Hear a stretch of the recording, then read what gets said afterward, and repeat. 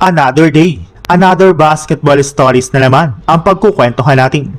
At ngayon nga ay pag-uusapan natin ang ginawang trade na ngayon ng Minnesota Timberwolves at ang balitang kailangan na nga pong pabalikin ng Lakers, si Anthony Davis. Katulad nga po ng inasahan, sunod-sunod na nga po ang pagsagawa ng mga teams ng mga trade ngayong araw.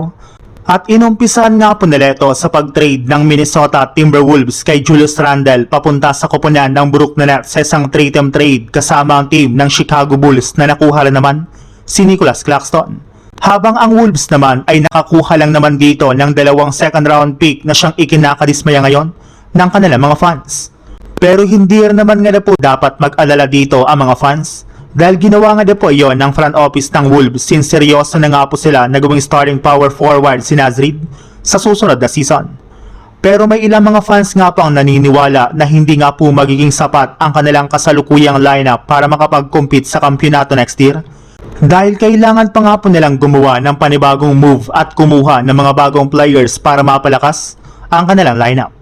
Sa ibang balita naman, makalipas nga pong ilang buwang paghihintay ay matagumpay na nga pong nakuha ng Miami Heat ang kanilang pinakabagong superstar na si Giannis Antetokounmpo sa pamamagitan ng pag-trade sa Milwaukee Bucks ng kanilang mga player na sina Tyler Hero, Kelly Oubre, Jaime Jaquez Jr., Kasparas Sakosionis, 3 first round picks kabilang na dito ang 2026 13th overall pick, isang pick swap at isang second round pick.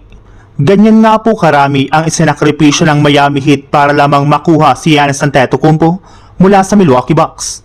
At dahil nga po sa pagpunta ni Giannis sa Miami ay nadagdagan na naman nga po ang kakompetisyon ng Lakers sa kampyonato next season. At inaasahan pa nga po na may mga teams pa sa mga susunod na linggo na magpapalakas ng kanilang lineup na hindi na kakayanin pa ng kasalukuyang team ng Lakers.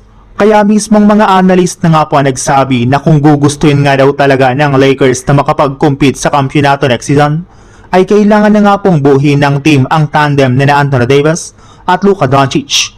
Ito na lang naman nga po ang nag-iisang paraan para makabalik sila sa NBA Finals at makapag-compete sa titulo.